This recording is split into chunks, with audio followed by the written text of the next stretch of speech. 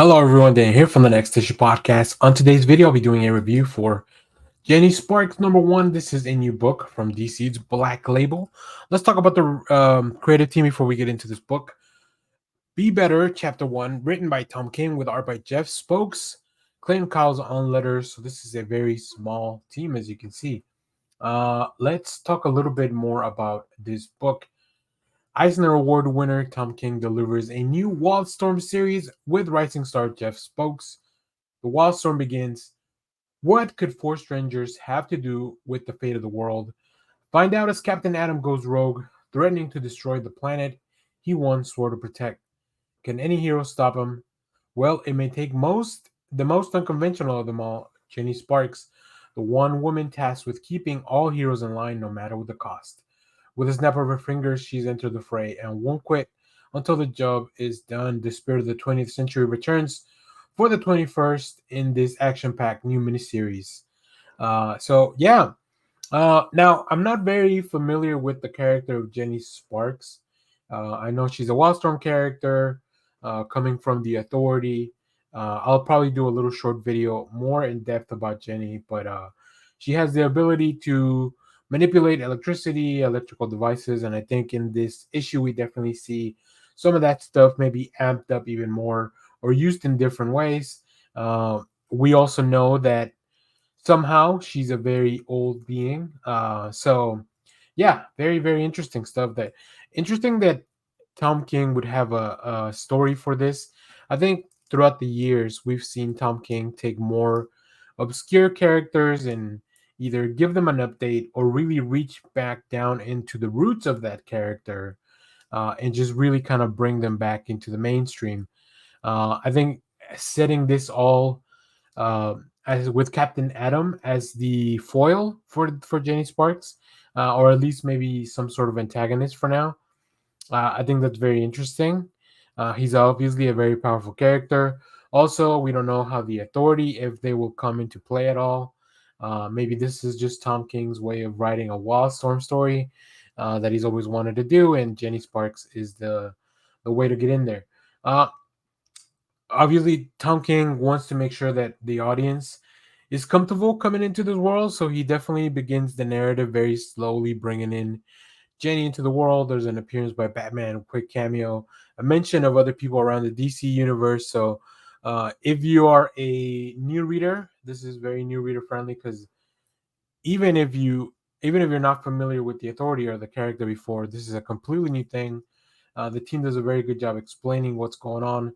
For the most part, there's still obviously a mystery, right? There are those four individuals that we kind of keep following along through the narrative. So let's go take a look at some of the preview art so you can see a little bit of what I'm talking about with those other individuals. So as you can see here in the first page, throughout the issue, we are following along four different individuals, Jenny and also Captain Atom. So you can see all of them in the first page.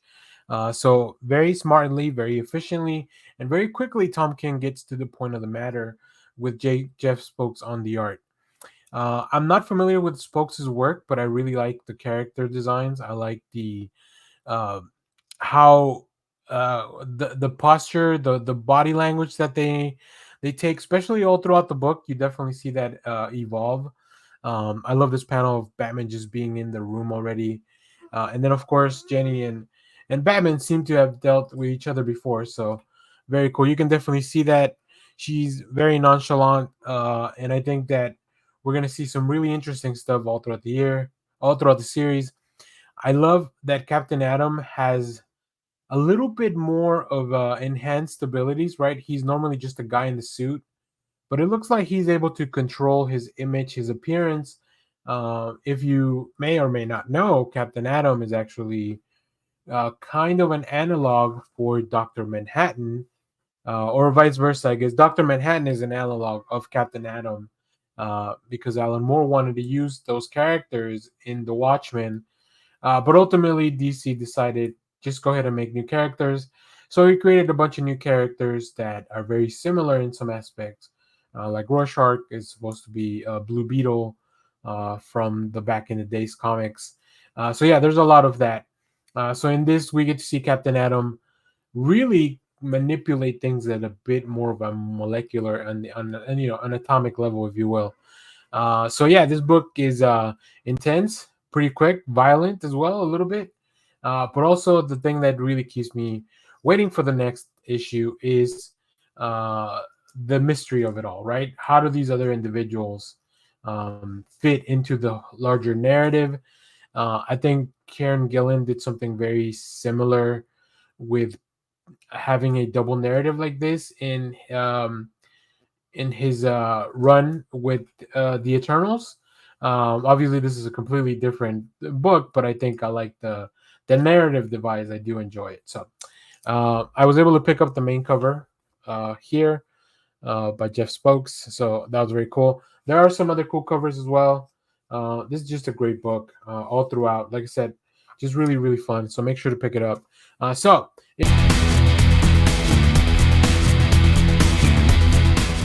Hello, everyone. Dan here from the Next Issue Podcast. On today's video, I'll be doing a review for Green Lantern number 14. This is in Absolute Power tie-in. Let's talk about the creative team before we get into this. This is written by Jeremy Adams, who has been writing the Green Lantern series since the new relaunch. We also have pencils by Fernando Passarin, inks by Auclair Albert, colors by Romulo Fajardo Jr., letters by Dave Sharp, and of course, an amazing cover by Ariel Colon, as well as some other covers you'll see at the end of the video. So, Absolute Power tie-in. Is this a must-read? Only if your favorite one of the Amazo droids is Jade Stone. I think you definitely want to check this out. This is the one that definitely continues Jade Stone's arc that you saw in the Task Force 7 issue earlier on. In this issue, how far will Hal Jordan go to escape the clutches of Amanda Waller? Hal Jordan must don the weapons of DC's greatest villains to escape Amanda Waller's clutches and reconnect with the heroes who are set to strike back in this new Absolute Power. Meanwhile, Carol sets out on a mission to help others, learning what it means to be a hero along the way. We also have a new story by Mark Guggenheim and Derek Robertson that kind of deals with the rise of the Shadow Lanterns in the backup story. I didn't have a chance to read that one, unfortunately, but maybe I'll check out once it's. This is part one of that, so maybe I'll go back and check it out once it's all done. So yeah, there's that. Okay, I really like this book. I really love how we have not just one but two Green Lanterns that we're focusing on.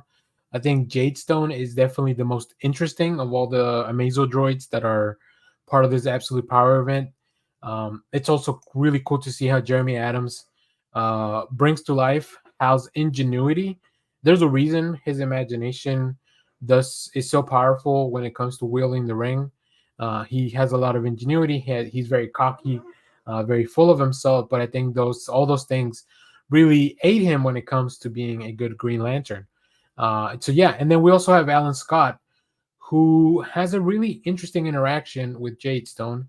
We also learned, I believe that's Alan Scott named the Amazo droid Jade Stone, and we kind of see once again that Jade Stone's programming it's being affected by the power of Alan Scott's Green Lantern.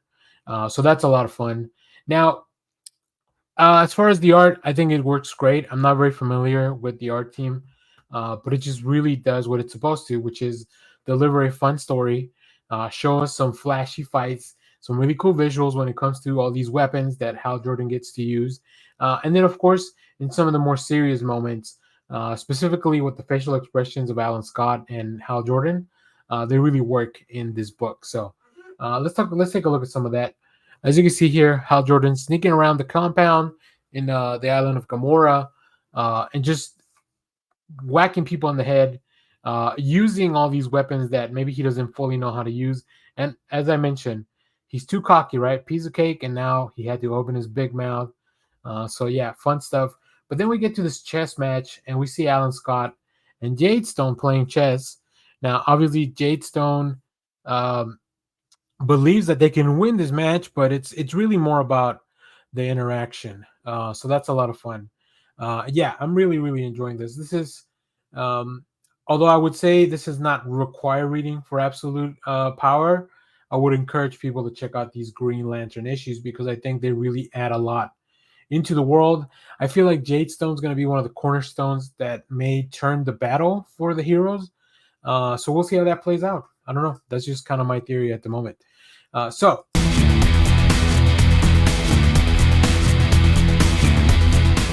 hello everyone, Daniel here from the Next Issue Podcast. On today's video, I'll be doing a review for Destro number 3. This is a new book in the Energon universe from Image Skybound. But let's talk about the creative team before we get into more details here.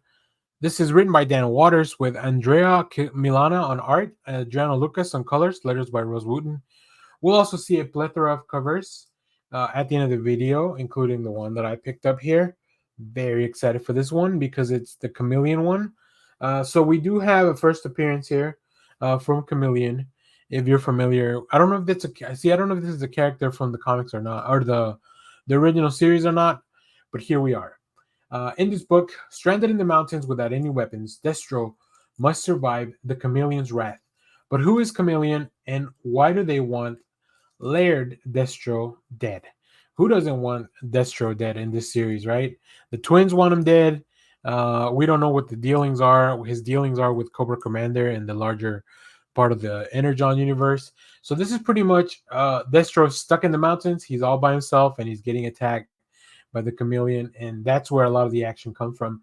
We do get to kind of check in on what the rest of the world is doing, including like with the twins, Tomax, and I forget their name. I get them mixed up and I forget their names, so I'm not even gonna try.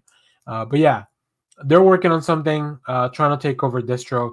We continue to dive into Destro's family history, which I think that's the most fun part of the book. We get a little bit of Man in the Iron Mask in this issue, and I really kind of enjoyed that sequence.